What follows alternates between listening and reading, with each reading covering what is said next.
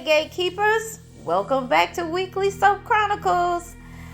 Today we are diving into episode 155 of Beyond the Gates. But first I'm going to need you to hit that like button and let's get into it. So we start the episode off with Bill's P.I. Keegan, who swings by his house with an update on Andre. Meanwhile, Hayley calls Bill to say she'll be home soon.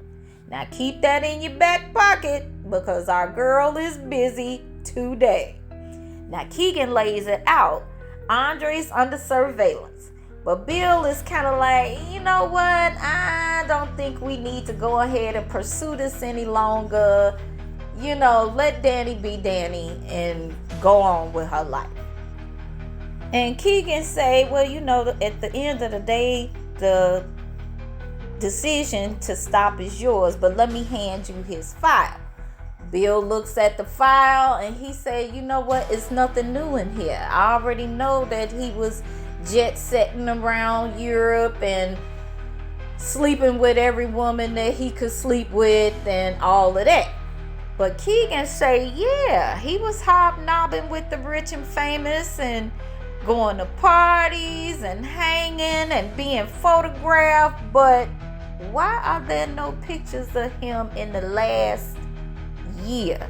Matter of fact, it's been like a digital ghost, okay? Especially for someone with Andre's reputation, that's a red flag.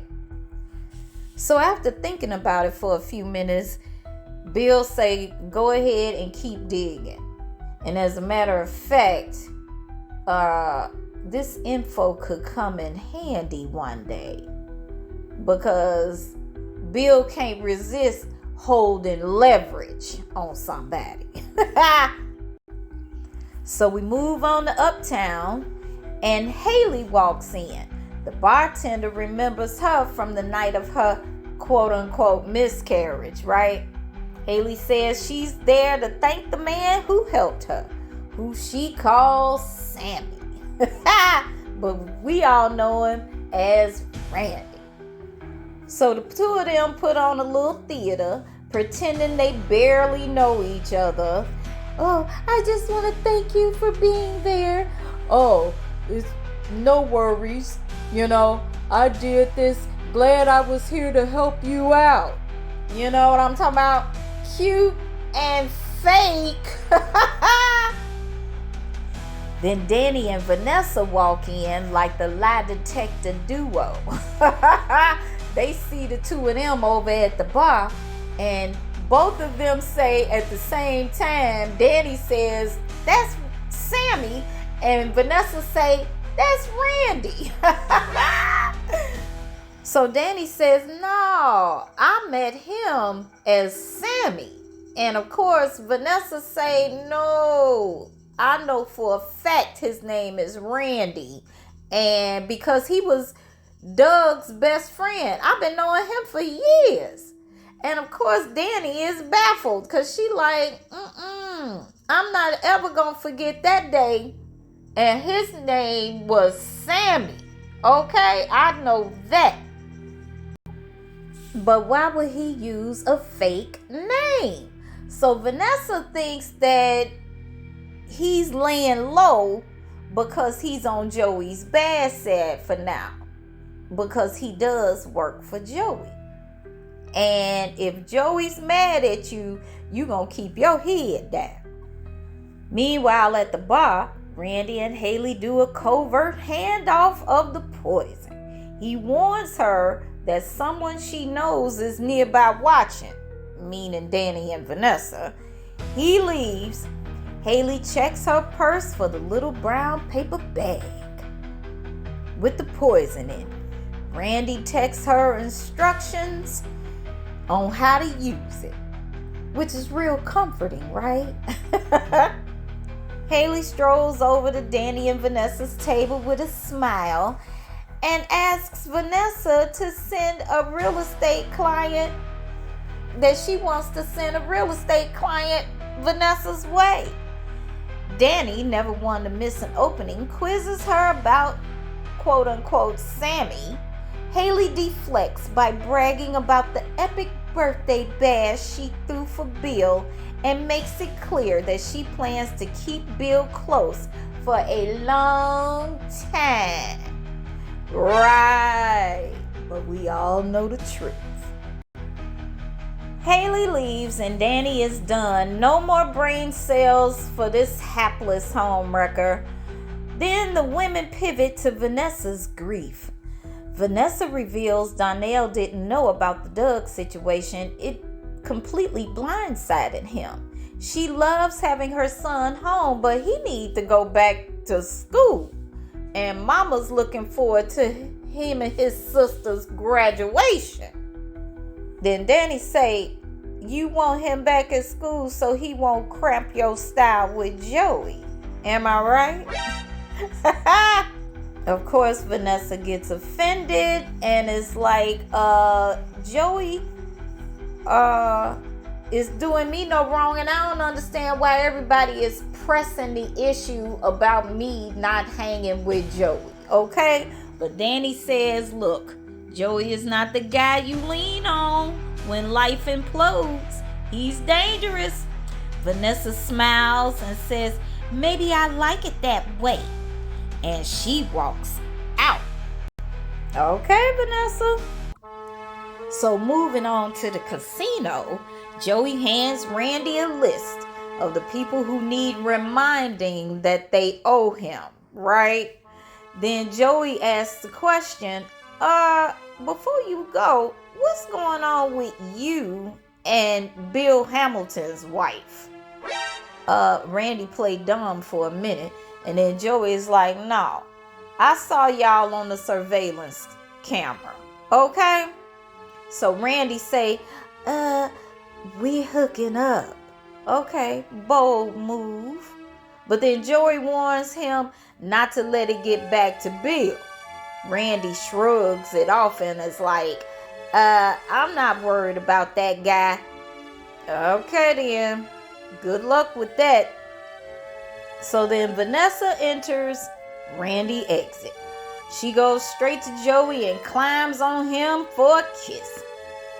She asks if Randy's on a special assignment, and Joey say, you know what, it's safer if you don't know. Vanessa connects the dots and say, you know what, Randy seems to be tied to Hayley in some type of way. In other words, I know something you don't. And of course, Joey was like, you know, you ain't even got to worry about that. I already know what's going on. And so then she's done. She says she's done being everyone's project to protect. She's got everything, but it's still not enough. So she lays it out to Joey and let him know that his main priority should be keeping her happy. And she has an idea. She says, put me to work. Not as your accessory, but as your equal. Okay, Vanessa. Dangerous for you to be saying that, but she want power, not just the perks. So I guess Vanessa say, I want to be a gangster. Now back at home, Hayley whines to Bill about running into Dani, of course. Bill tries to pacify her with a new credit card. Now mind you, she says, oh, you already gave me one. But then he says, yeah, but it was some negative activity on the old card, so I got you a new one. Let's keep that in mind too. When he tries to slip it in her purse, she like, she snatches it and back. This is just something that I got from the drugstore. You know, the old CVS cyanide aisle. So of course she distracts him and says, you know, maybe it's time for a little bang bang. Now after they sleep together, she makes him a drink. You want a drink? Do you want something special? So she makes him a drink and drops 2 little drops, I should say, into the drink. And now we all hold our breath. Is it slow acting? Is it a scare? What's the plan, Hayley? Anyway, I'm just glad that we moving on and progressing with this storyline. Okay, so now it's crossover time. Pamela's at the country club when she gets a call from Ridge Forrester. Yes, that Ridge from The Bold and the Beautiful. He's heard Dani's relaunching and is in motion, and he wants in. His idea of fragrance campaign starring Dani and Andre. Win, win, win, baby. Pamela's interested, but wants to run it by Dani and Andre first. So we cut to Dani's place, and Andre feels like he's being watched. Okay? Which is actually Keegan's tail he picking up on. Pamela arrives with the golden news. When Dani comes home, Pamela drops the bomb. Ridge wants you for his campaign, and the offer is sweet. Now Dani lights up. What? Now she's always dreamed of having Forrester in her portfolio. Andre, though, not so much, as he points out that it's a package deal, meaning he wants both of us. And Dani asks if he still refuses to model. Now Pamela does her best pitch. This is a moment. Don't be foolish to pass up this offer, and you need this, Dani. Dani senses Andre's resistance. And Andre is like, you know what? Another man can take my part. Okay? It'll be all fine. You know, you all can be in front of the camera and everything, and I'll still be behind the camera. And he was seriously pressing this issue. And they look at Pam like, this is going to work. It's got to work. And of course, Pam is like, no, darlings, it's not going to work. He wants the 2 of you. If the 2 of you don't do it, they'll go with another couple, and we can't afford to pass this up. Andre, of course, doesn't buy the ultimatum, but Dani doesn't let it go, and she lets him know that this has been a dream of a lifetime to have this particular fashion house under her belt. Would you do this for me? She asks, and leaves Andre standing there looking like, Now, what is Andre hiding?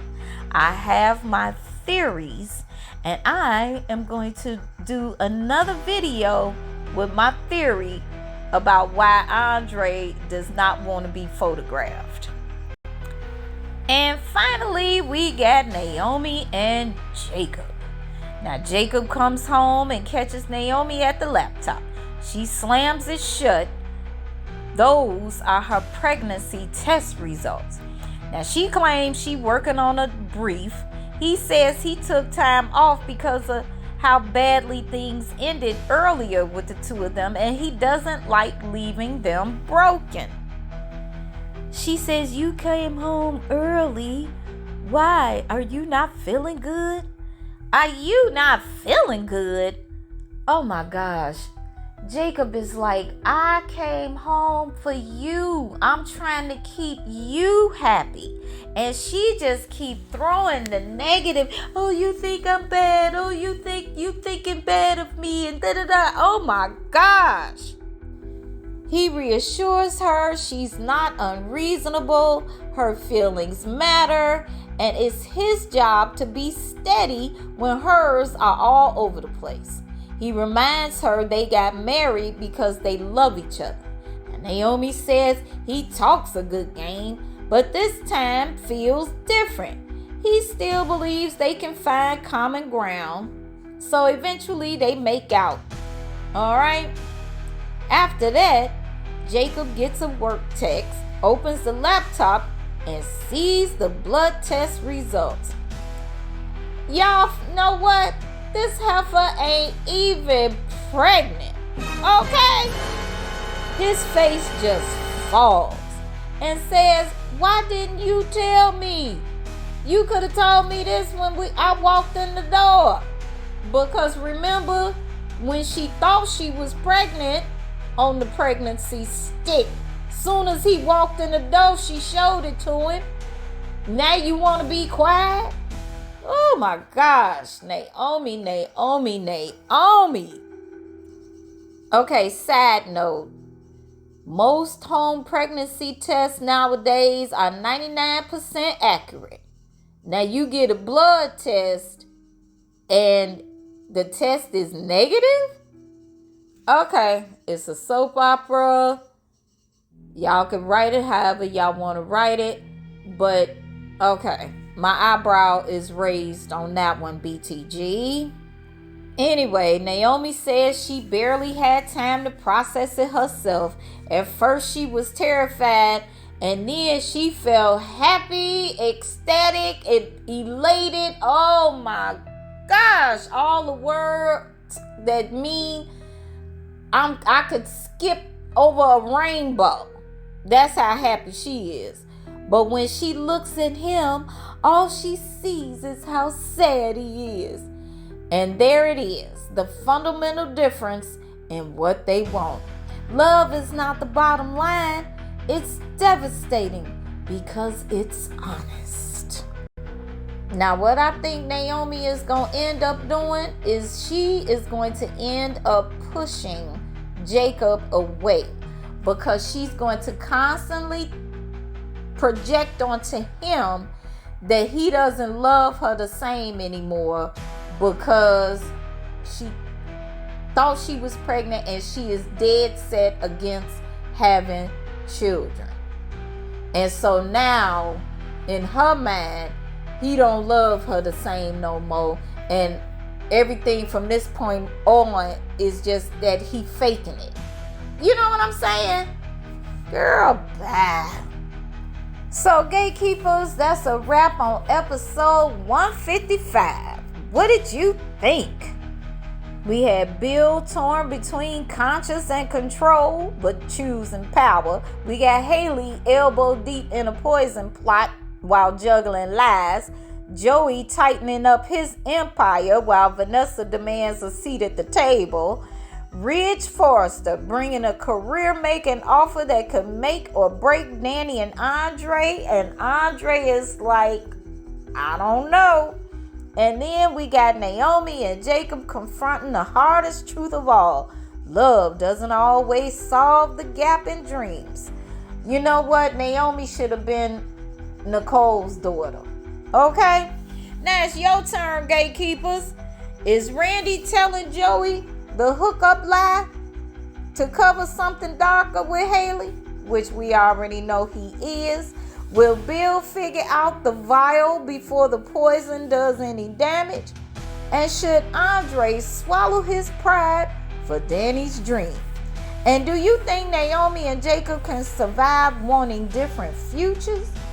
Drop your thoughts in the comments. If you're loving these recaps, hit that like button, subscribe to the channel, and ring the notification bell so you don't miss a beat. I'll see you next time on Weekly Soap Chronicles.